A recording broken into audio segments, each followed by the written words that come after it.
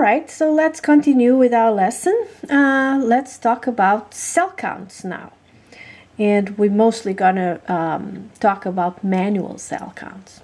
So the reference ranges for red cells, it varies from female and male. Females have less red blood cells as they have less hemoglobin and hematocrit. So the red cell count for a female is around 3.80 to 5.20 times 10 to the 6, which is a million, per microliter, while for males is 4.20 to 6.00 millions per microliter.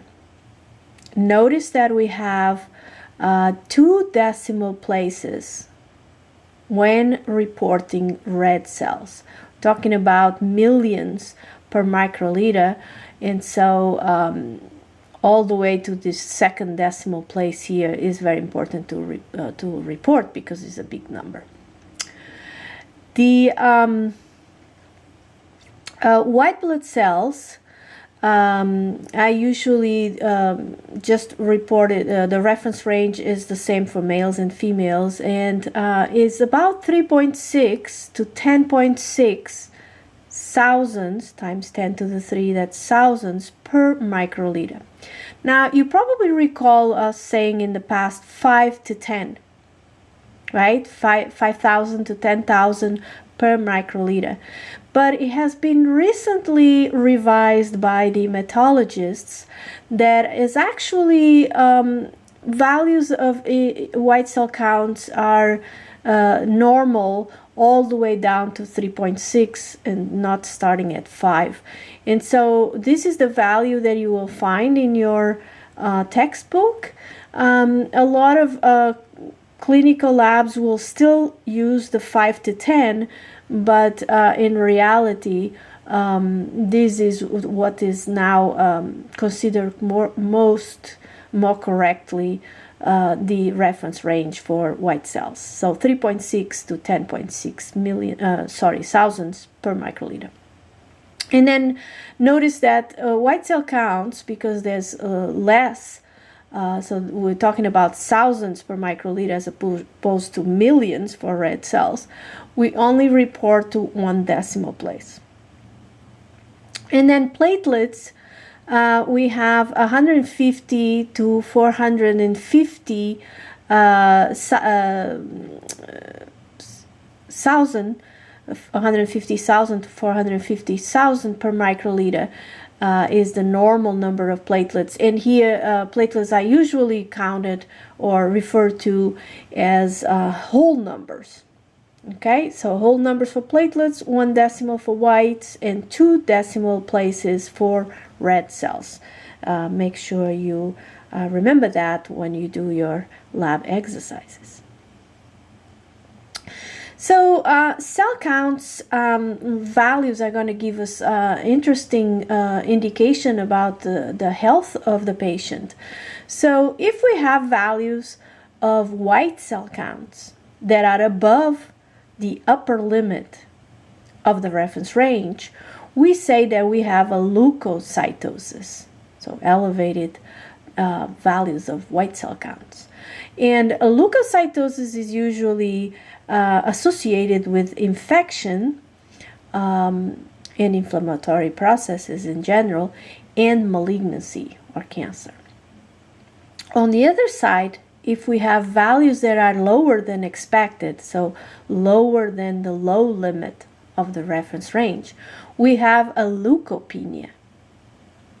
And this is usually associated with malfunction of the bone marrow suppression.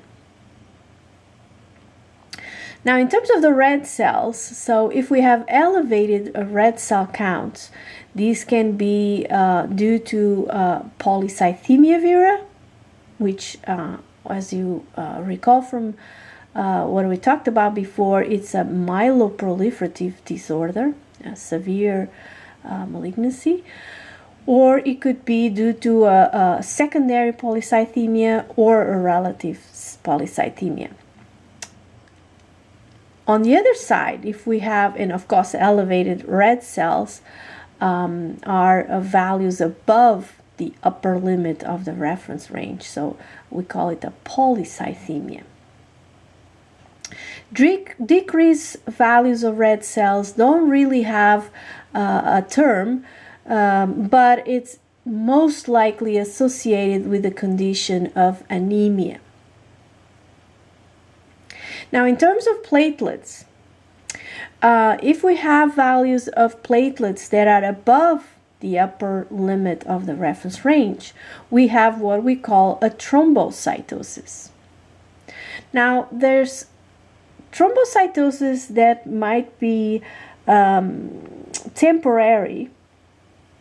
So, and that is cases of what we call a reactive thrombocytosis, which is usually secondary to inflammation or trauma or other related conditions. And like I said, this is usually limited in time, so it doesn't take too long, then it comes back to normal, and usually does not go above 800,000 platelets per microliter. So that is a reactive thrombocytosis. On the other side, when we have a persistent type of thrombocytosis, is more commonly associated with myeloproliferative disorders. And there's several of them. We'll study them next term. Polycythemia vera is one of them.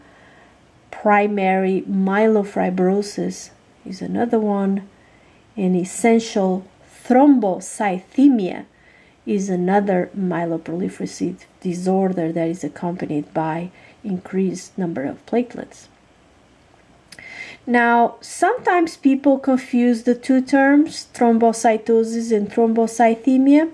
In both, we have an elevation of platelets, but I would rather prefer that you use the term thrombocythemia when you refer to increased numbers of platelets caused by one of these myeloproliferative disorders, the essential thrombocythemia.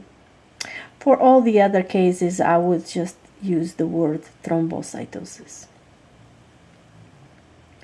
On the other side, if we have values of platelets that are below the lower limit of the reference range, we have what we call a thrombocytopenia.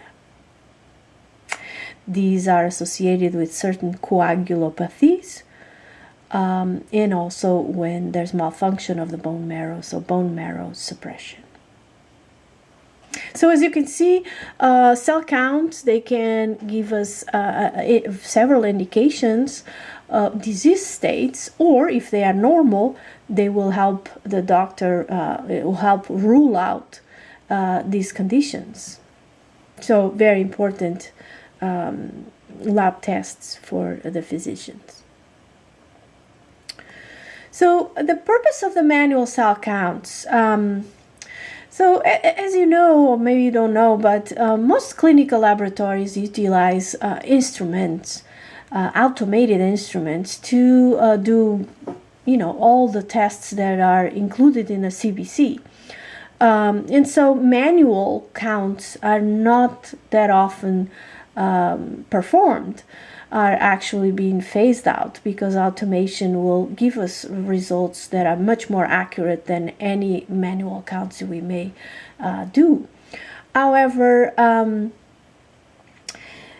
certain times the instruments, the analyzers, will have some discrepancies. The results are not reliable. The instrument will tell us, these are the results I got, but they don't seem very reliable. And in that time, we'll have to do a manual cell count to confirm or correct whatever it is, the number that the analyzer spit it out.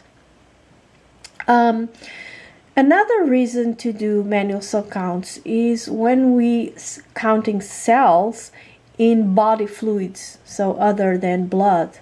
So in blood we have a lot of cells, but in body fluids, like cerebrospinal fluid or a pleural fluid or a synovial fluid, these are all different kinds of fluids that you will study in the spring term or sometime in the future. And so body fluids have very small amounts of cells, and so the instruments are not as accurate, although they're getting better and better. But so in that case, it's more common to do manual cell counts. Now, here us in the school, we cannot provide body fluids for you to practice, cerebrospinal fluid or a pleural fluid or these kind of fluids are difficult to get, are collected by invasive procedures, and they are very precious, and we're not going to get them here for us to play with. So what do? We're going to do some manual cell counts utilizing I'm utilizing blood, and for you to practice, so that when it's time for you to do your clinical rotations and you will do some body fluid manual counts, you already had some practice. Okay, so let's go ahead and see what are the main materials that we're going to need to perform a manual cell count. So the common materials that you require, the equipment you're going to be required to utilize to perform a manual cell count, is comprised of a hemocytometer, which is nothing more than a counting chamber, a cell counting chamber. And there's some, and it looks like this one I'm depicting right here. They are in glass, and that's what you're going to use during your laboratory exercises. There's also some available hemocytometers that are disposable, and they are in plastic, but they're quite expensive, and so we don't use them here in the school. So these are reusable. We just have to wash them very carefully and wipe them clean, dry them out. So we'll use a hemocytometer. We'll use a diluent, which the main purpose is to dilute the blood, because we don't want to be here all day counting cells. So we'll dilute the sample, like let's say a 1 to 100, and so we're gonna count 100 times less cells than we would if we would count them with the sample as it was, right? We just have to be careful later on. If we did a 1 to 100 dilution, whatever number we're going to get, we later have to multiply by the dilution factor, which is 100. So whatever result we got, then we'll multiply by 100. So there's several different types of diluent. There's the Leukocheck, the Unipet, Leukotic. So there's several different types available in the market. Then we'll use a tally to tally the cells as we count them in a similar fashion, in a way that when you did estimations of white cells or platelets in a smear, in a blood film smear. Remember, we use the tally. We use a microscope, obviously, and then the specimen. So the hemocytometer is the counting chamber, and here's a cartoon showing what it looks like. And here, this other one will show you what it looks like from the side. So the counting chamber has some raised sides right here, which correspond to this raised side here and this raised side here, seen from the side.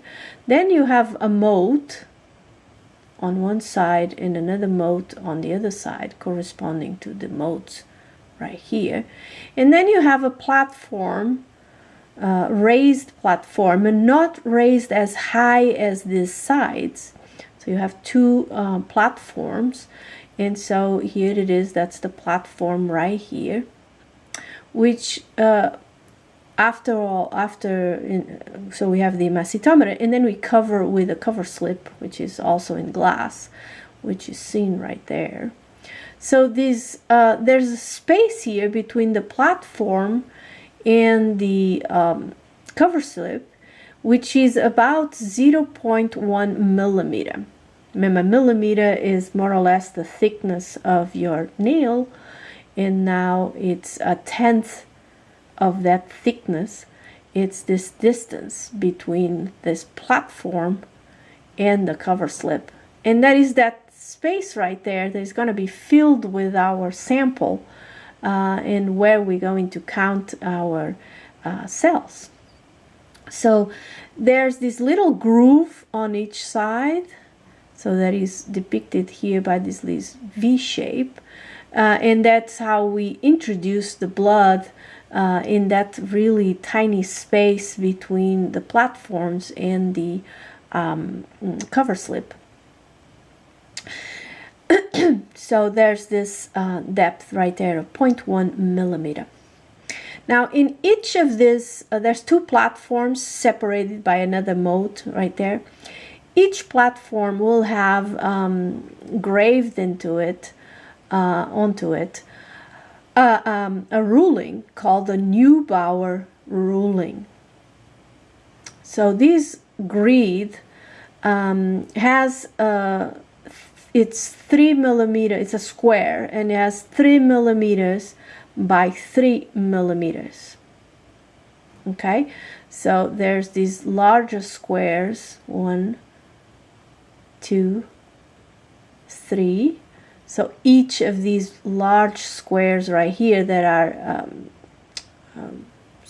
have a W here, but in fact the W doesn't show up in the grid. They just put it here in the cartoon. But so each of these squares is 1 millimeter by 1 millimeter. Okay, so the area of this square, the area is 1 millimeter square. So there's 9 of this. 1, 2, 3, 4, 5, 6, 7, 8, 9. So there's 9. So 3 millimeters by 3 millimeters by 0.1 millimeter, which is the depth. So the volume that corresponds to this area, so that is the liquid, the sample that will be above this grid, corresponds to 0.9 millimeters cubic. It's a volume. And 1 millimeter cubic is the same as a microliter. So this corresponds to 0.9 microliters. So if we count all the cells we see above this grid, that number of cells is the number of cells per 0.9 microliters. And then we can, transfer this into per microliter. So it is important to know, to understand this grid very well. So depending on which area of this grid you're counting your cells, you know what is the volume that you're counting your cells on. I don't know if you can see very well, but there's some little R's there. So this little tiny area right there, don't know if you can see, but this main square in the middle is divided in 1, 2, 3, 4, 5.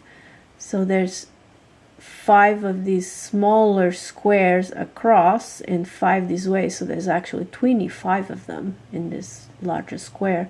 So this tiny squares is where you usually do your red cell count, while the white cell count you count in the whole thing.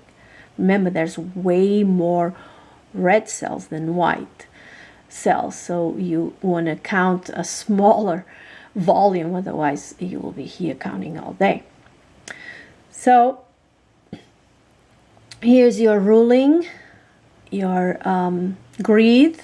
Okay, and like I said, one of these squares is 1 millimeter by 1 millimeter by 0.1 millimeter in depth, which is the 0.1 millimeter cubic, which is the same as a 0.1 microliter. Here the one of these smaller ones, so remember this square is 1 millimeter across, so because there's 5 of these smaller squares, the side of one of these smaller squares is 0.2. Okay, so 0.2 times 0.2 times 0.1, which is depth, 0.004 millimeters cube, which is the same as 0.004 microliters. Okay, so this is important to know so that when we do our cell count, we know exactly the volume we had our counts on. Another thing that is important to know is the counting pattern. So when we do, we're counting the cells, let's say this is the grid and we're counting the cells and we had our tally and we would see the cell, we go chiki, chiki, chiki, we're counting our tally, right? And we're going to do a zigzag pattern this way to make sure we don't miss any cell and that we do not count any cell twice. And so we do the zigzag pattern. In addition to this, there's this rule where we say we do not count cells that touch the bottom line and the right line. So as we go from here to there, this cell is counting the top line is okay. We count, we count, we count, we count, and we count that. So far 5. Now we're going down. This cell right here is touching the right line, so we do not count. But we count that one. Do we count this one? Yes, it's touching the bottom line. We count it. We count, then we go down, and so on and so forth. So the reason why we don't count cells that are in the upper, that we do not count cells that are in the bottom or in the right line is because to avoid counting cells twice. So let's say this cell was not counted here as we were going down because it's on the right line. But let's say if we were counting on this side, we would count it because then it would be on the left. So this is the main reason. And so we have to try to do it this way to avoid counting cells more than once or miss cells, which will give us a big difference in our cell count.